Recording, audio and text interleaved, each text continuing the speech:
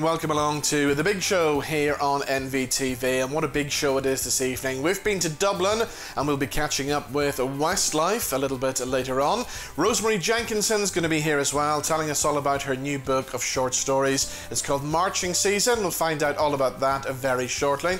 We'll have some music from Louisa Maria, and Britain's Got Talent star Nathan Wyburn is also coming up on the show. But starting things off, I've been chatting to actress Natalie, who plays the part of Emily in the TV series Sandylands. Natalie, how are you? Hi, I'm really well, thank you. How are you? Very well, thank you. So good to see Sandylands back on our TV screens, gold on a Monday night. Remind us, we're on the second season now, remind us about the first season. Where did we leave your character, Emily? So Emily and her father Les are trying to escape the insurance people because they've committed fraud. So we've last seen them peddling out to sea, wondering where they're going to end up. Of course, for people who haven't seen this series was inspired by the story of the canoe man, John Darwin, wasn't it? Yeah, that's right, yeah. So what can we expect then from season 2? So season 2, we get to meet Emily's mum. So that's the introduction of a new character played by the wonderful Tracy Ann Oberman. So with that comes much drama. Okay, tell us about the latest research as well to go with this, about trusting your family members. What have we learned from that? Can you, is the question that's sort of come up. Can you, should you, would you? Yeah, there's a lot of going, who do you turn to in those situations? And apparently, due to the research, mums and children are the people that we trust the most, which is surprising, I thought, but yeah. So can your character of Emily relate to any of this then? Yeah, I think trust is probably quite a big issue for Emily. But I mean, it's difficult as well when you love people. You do trust them. And yeah, she's very much having to parent her parents in this one. All right, okay. Let's get back to Sandylands as well, because I mean, it's a star-studded cast. You've got great actors on screen with you, haven't you? I mean, it's an absolute dream. Even from that first read-through that we ever did, I felt like I'd won the lottery. I couldn't believe everybody that was coming through that door. But yeah, they're just brilliant and so funny. So you've got Sanjeev Bhaskar, who's brilliant. Yeah, and just an incredibly kind man as well. I couldn't want anyone better to be my dad. And then David Walliams, what's he like to work with? He's so fun. But also what's great about David is he's got a really good overview of comedy. So he's just... he's very, very generous and warm and has a real sense of play, which, yeah, it's just so fun to watch. Now, this series was shot, obviously, during the lockdown period. So what was it like shooting during COVID? It was bizarre. It was bizarre because we were so giddy. We were so giddy to be with anybody that wasn't our family. So there was that real excitement of a 12-year-old's birthday party all the time. But also alongside that, we were having to have all of our meals and things outside because it was the lockdown where you could only eat out. So there was a lot of Italians in the rain. That's my sort of abiding memory. Now, the show is shot in Weston-super-Mare as well. From my memories of going there as a child, it was always freezing. Yeah, that has not changed. However, I will say, when the sun comes out, that beach could be the Caribbean. It is insane, the landscape down there. I don't think I've ever been on that beach when there has been sun. It was always miserable when my parents dragged me there as a kid. Well, hey, I'm going to say it, but we had a bit of sun down there, and when it was sunny, it was just, the backdrop is insane. Brilliant, okay. And Natalie, what else for you? Is there anything else in the pipeline, anything big that we should know about? I'm currently filming at the minute, but I'm not really allowed to say, so I'm sort of telling anybody that they can make up whatever they think it is and just spread it. So I'm going to be either the next Bond, the new Doctor Who, anything you feel, just get out there. Okay, well, talking about James Bond, it took me, I had to catch up behind everybody else. I only watched the new Bond movie this week. I haven't seen it. But I'll not give you any spoilers, but I was reading earlier on that Jamie Dornan could be in the running for Bond. What's your thoughts on Jamie being Bond? Oh God, I mean, just to see him on screen for 3 hours would be fantastic. Yeah, I'd be really chuffed with that.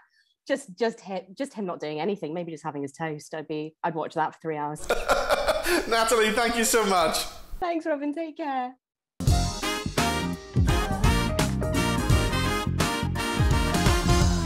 So if you haven't seen the TV series Sandylands, it's worth watching on catch up at the moment. Now, it's always good to see author Rosemary Jenkinson. She popped into the NVTV studios recently to tell us all about her new book, Marching Season.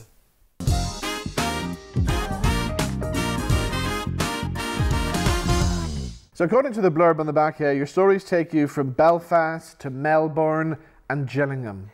Now, this is Gillingham in Kent we're talking about, isn't it? I've been there. Have you ever been there? Who are you?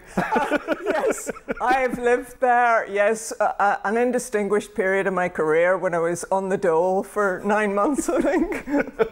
But yeah, what about you? I filled a football stadium there for about 2 years in a row with a show called Talent Fest UK. In fact, I remember being in the town centre in Gillingham, but having a fight with a woman who wouldn't take the Northern Ireland banknotes. She kept saying to me, these are Irish, we don't accept Irish banknotes. I said, if they were Irish banknotes, I'd be handing you euros. But she still wouldn't accept it. Yeah, you almost had an international incident there in Gillingham. So does Gillingham feature in the book then? Yes, it does. Right. Yeah, I'm even trying to, I find it hard to recall the exact story. No, it's about a girl, her lover was in Gillingham and she leaves him. So that's sort of slightly autobiographical, but it's about leaving Gillingham, definitely. Tell us about the Lottery of Strangers. What's that about? Yeah, it's about winning the lottery.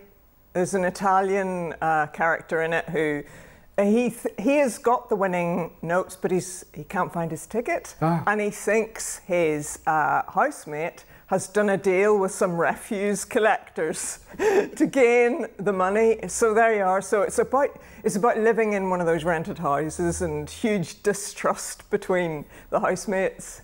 Oh, wow, okay. But yeah. Let's choose another one. What else have we got on that? We talked about the Brit Babes one, the Spice Girls. Were you a Spice Girl fan, by the way, back in the day? Not at all.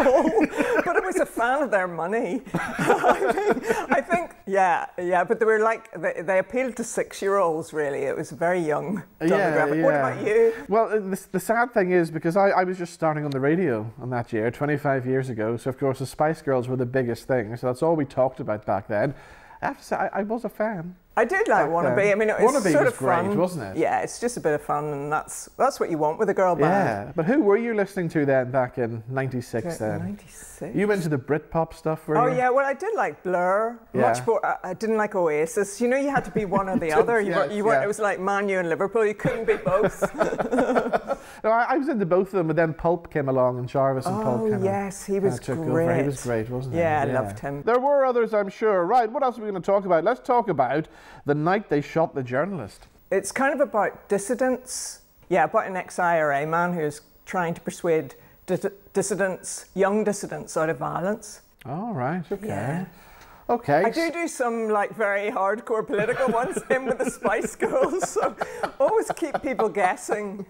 Let's do one more then. Let's talk about the Irish Australian. That's where the character's a trad musician and goes to Australia. I did a kind of writing, went with a play actually with May the Road Rise Up. I went with Stephen Kelly of C21 and we went to Australia, and it was all about, we were at a music festival. Our play was part of a musical festival, so it was sort of wonderful to kind of be totally out of the theatre and in a different genre. So it's really about that sort of wonderful experience. Wow, okay, sounds great. The book is out now. It's called Marching Season. Where can we get it from? Book Depository and Arlen House website and all good bookshops. Good to see you, Rosemary. It's always good to see you as well. Thank you for coming in. You too, Robin. Thanks a lot.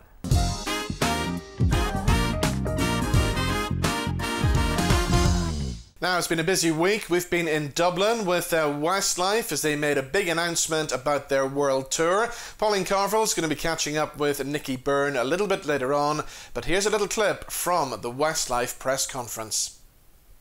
We were just talking about this upstairs, and before we got here today, I mean, this is a momentous occasion, I think, for all of, not necessarily the show, but this morning to be able to announce the show, you know, from considering where we've all been and what we've all been up to for the past couple of years.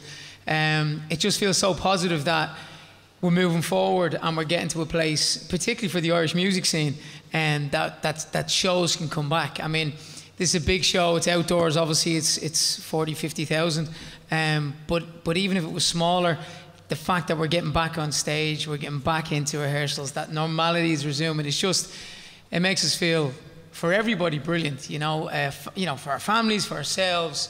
It's everything rolled into one. We've all been, all of us, we've all done enough gardening and lockdown and 2K walks that we can do. So to be able to go back to a show, live show like this is phenomenal. And even we were again talking about this. It will be over 3 years, over 1,000 days since we did Croke Park in 2019 on the reunion tour. So, and even at that show, it was families and it was hen nights and stag nights and kids and adults. It was a real family ticket. So, and someone recently said to me, "You're a heritage band," and that broke our hearts. But at the same time, what it does is it gives a huge demographic of people coming to the show. So we're just so delighted. We can't wait to get into rehearsals and stuff already.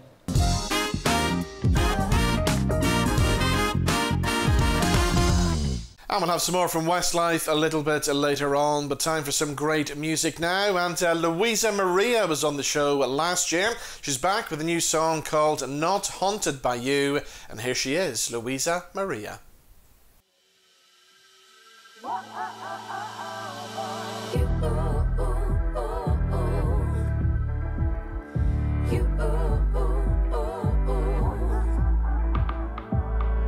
I'm the only one left standing. Used to feel so sad alone.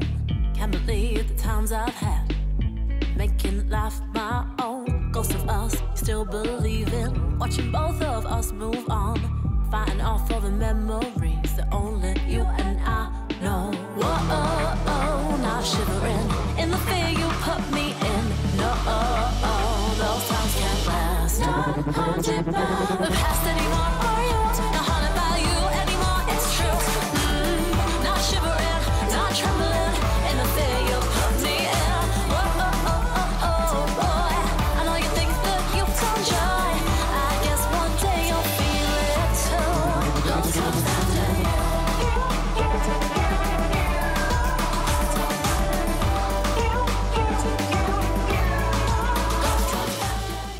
Let's get another guest on now, and this time he was on Britain's Got Talent back in 2011.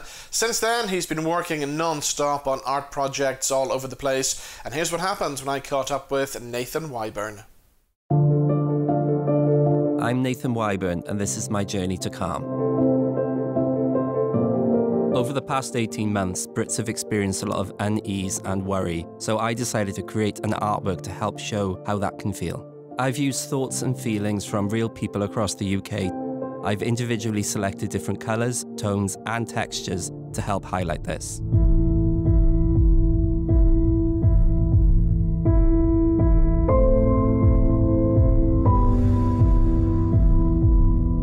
At the height of feeling unease, a lot of people said that the sound of scratching was a very common thing, so I decided to use the inside of tape and also nails within this artwork. Red was widely associated with heightened feelings of stress. Navy blue interestingly caused mixed reactions from the public. Some related it to a feeling of unrest, others found comfort in it. For this, I decided to use a scourer to blur the artwork to help that feeling of unease and loneliness.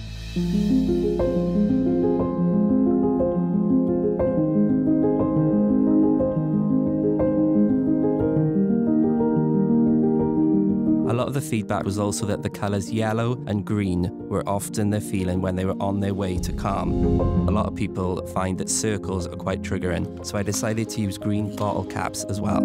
I also decided to use press-on lights within this artwork to highlight the light at the end of the tunnel. To help emphasise that feeling from dark to light, I decided to start with a black canvas. A lot of people said that the colour white was the most calm colour. I also wanted to highlight the feeling of calm by using cotton and that feeling of comfort. I decided to use the CBD Provocans sun cream to help create the calm. I know it can be really hard to tell people how you feel, but hopefully this artwork can encourage you to express your own feelings. So I'm pleased to say that artist Nathan Wyburn joins us now on the line. Nathan, how are you? I'm very good, thank you, Robin. How are you? Very well, thank you. So, hard to believe it was 2011 you did Britain's Got Talent. So tell us about the latest project that you're involved in then.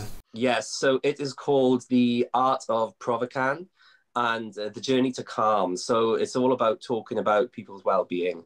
And I think just talking about our own mental health and our own well-being is very important.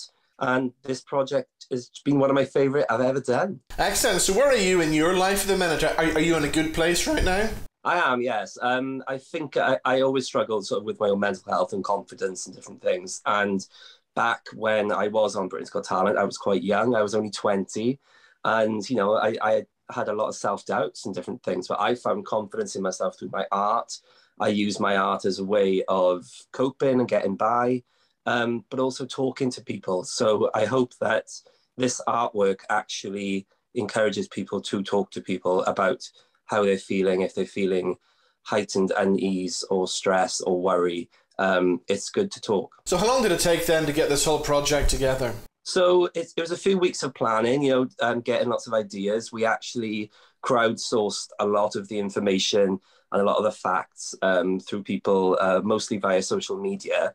And we asked people, you know, what colours, what tones, what textures they associate with both sort of heightened unease all the way down to the other, which is more zenful calmness. And we found out some pretty interesting things, interesting information about colours, tones, textures.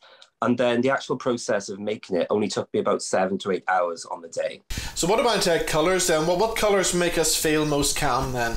So from the feedback we've had, there were things like green, yellow, and also white was probably the most calming, what they said. So I incorporated that as much as I could. And then the other end, it was obviously black, it was dark browns, charcoal grey, and then things like navy blue sort of caused mixed reaction.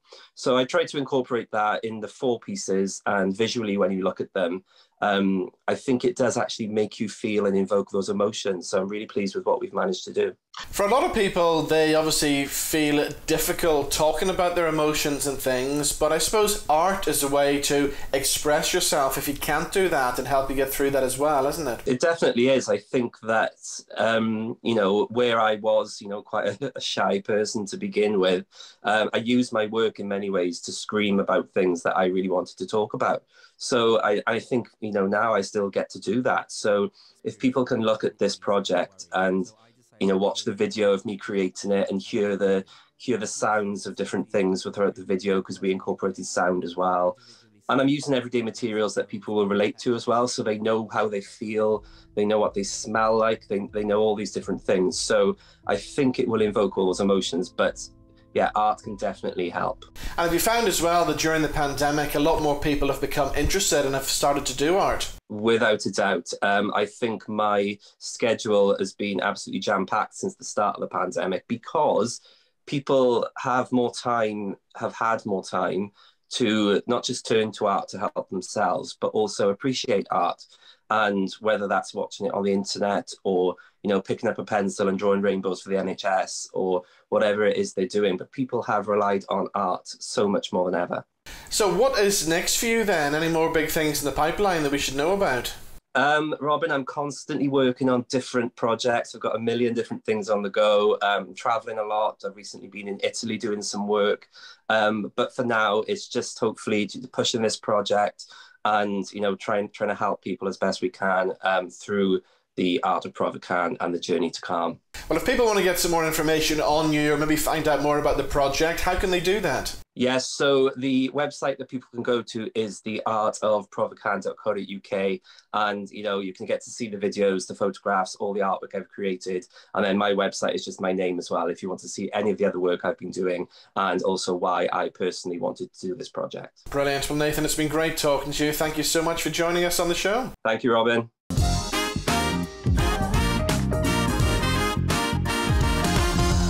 Right, let's head back to the Aviva Stadium in Dublin for the Westlife press conference. The guys are back with a new album and, of course, heading back out on tour as well. Pauline Carville's been catching up with Nicky Byrne. Here's what happened. So I am really excited today because I am meeting you, Nicky, from Westlife. You've got this amazing tour coming up. I am so excited about that, the Wild Dreams tour, and I'm sure there's plenty of people out there who are just so excited also. So tell me this, when you are on tour, you know, what does it feel like? I mean, how exciting is it to still have it? You've still got it. I don't know about that. You know what? It's amazing. I mean, this tour is different for many reasons. I guess particularly from because of the pandemic and the world global situation we've all been in. We've all been in our houses. We've all been locked up. It just starting to feel now that we're moving hopefully safely out of it. So to announce a show at any level is huge. Big stadium show where you're going to have 50,000 people here. I mean, that's a big undertaking. You know, we've been down this road before with different big stadiums before, and we love to put on a big show, spectacle, pyrotechnics, all the hits. That's where you want to be, and it feels great. You know, we have usually all of our families are here, all of our fans that have grown up with us, all the memories, all the nostalgia. So yeah, this is a big one. It's a special one. It just feels so good to be back. And I don't just mean with Westlife, I mean just in life for everyone, to be able to enjoy the moments, the drinks, the party atmosphere, the big, I don't know, the tension and the excitement and the nerves that leads into big shows. And it's on sale next week and it's around the corner now, so we're very excited. So you've got a new album coming out in November. Tell us about that, because of course you did actually record that during the pandemic. We did, yeah. We were no different to anybody else who worked from home. We found ourselves with a tour cancelled and then cancelled again. So we were 2 years in lockdown thinking, what can we do, to kind of be productive, to be creative, and like everyone was working from home, so we thought, well, how can a pop group work from home? But there was ways. We invested in a mobile studio, which was a microphone, kind of this box that went around your head, a laptop to connect you to producers, and we started writing and working with people from all around the world: London, Dublin, LA, Sligo, different parts of the world, and we wrote and recorded the album remotely, kind of independently, and then put it all together. So, I mean, we've never made an album like this before. We're more invested in this album creatively than we've ever been. And we're more proud of it then because of that. So, yeah, it's out November 26th. You can pre-order it now. But Starlight was the first single, which is obviously a big radio record. But we've got everything on there. We've got all the old ballads, got mid-tempos, up-tempos. We just cannot wait for people to hear that, as well as obviously come to see the show. So you've mentioned the big show, the big tour. What have we got to look forward to? I mean, are we going to hear all the hits, including the new ones? I mean, there's nothing worse than going to see a band or an artist and you don't know any of the songs. So, I mean, I've been there myself when you see people and you're thinking, I want to hear the big hits. So we always do that. We always do all the hits. And luckily, through the years, we've had 14 number ones. So everything from World of Our Own, Flying Without Wings, Uptown Girl, Swear It Again. Flying Without Wings. Yes, yes. I'm so glad you mentioned that. I just was down to do that. If I Let You Go, You Raise Me Up, the new stuff, Hello My Love, Starlight. We love to put on all the big hits and as I said, let people go home with a big smile on their face. That's the plan. So we had Keith Duffy from Boyzone on the show recently, and he said he actually prefers to sing Westlife songs. What advice can you give him? Well, Keith's obviously, been in Boyzone. I actually, back in the day, used to do Boyzone in karaoke, would you believe, before Westlife even existed. So I love to sing an old Boyzone tune myself. But yeah, I mean, the lads are doing well. It's good to see himself and Brian out gigging. And I know, I haven't seen it obviously, but I know they both share Boyzone and Westlife vocals. But two great Irish bands. I mean, flying the flag, we're proud of everyone. And you mentioned Irish bands. Of course, this is a really exciting time because it is bringing the music industry back. Are there any Irish bands, Irish artists that you have been listening to over the last 2 years that you think 100%. Have got a good... Anybody in particular? Picture this for me. When I was on 2FM down south as a host in the show, I used to play the guys obviously all the time. They've exploded now. I actually reached out, to use that American term, I reached out during lockdown to the guys and we wrote some stuff for the new album, the Westlife album. I've written a song with the guys called Alive, which is track number 5 on our brand new album, and it's the proudest thing I've ever been creatively, like writing wise, involved with. Jimmy and Ryan and all the pictures of these guys are great, but I wrote it with Jimmy and Ryan. And it's a real positive song. It's about the world coming alive again. I encourage everybody to listen to it. I'm super proud of that one. So Picture This for me are just, the best Irish band I've been coming for a long time now. So now there's loads of them. I don't want to disrespect the rest of the young bands coming through, but I love Picture This. Everything about them, the sound is phenomenal. So something I'm dying to know, if I was a fly on the wall in the dressing room with you guys, oh my God, how excited would I be? Because of course, what would your rider list be? Is there anything specific that you would want in that dressing room? Well, you'd have to wear a blindfold because Keane always walks around the dressing room naked. Let's just, you'd have to cover your eyes at that one. The rider, I always like, I guess nice cappuccino, nice, you know, kettle and tea and fruit, and then you have to have a fridge with chocolate in it, like chocolate and a few bags of jellies, and then I always go with a nice glass of champagne in case any kind of special guests arrive, so you can kind of be a little bit, you know, kind of here, enjoy that. But the ride will include a little bit of everything. Well, and a charger, because my kids always drop my phone charger, so I'd like to have my own charger in the dressing room. Well, speaking of your kids, are they fans of Westlife? I'm sure they're fans of each of their daddies, but are they fans of Westlife? Well, the younger ones definitely, because they don't know any better, and they're all fans of their daddies. But some of them are at that age now, 14, 15, where they're going, Dad, don't embarrass me now on stage, won't you know? So no, but the kids are great, and they enjoyed the reunion 3 years ago, and now to come here, they're big soccer and football and rugby fans, so to come here to see their dads, it'd be a special night. And for our parents that are still around, some was obviously unfortunate, have lost some over the years, but yeah, it's Westlife gigs are always a big family event as well as a big spectacle for fans, so I can't talk it up enough, from the nostalgia from 98 right through now to 2023. Who would have thought we'd still be here, you know, launching these things. And you've, like I said, you've still got it. You're all hot. You're obviously keeping very fit. But one last final thing that we really need to know in Northern Ireland: have you got a date for Belfast? Okay, so the dates at the moment are being discussed, but this will be the only kind of stadium show in Ireland this year, with the Park of Queen ones in Cork, obviously. So that's the summer show to get to. We're still working on Belfast, so you'll have to wait to see.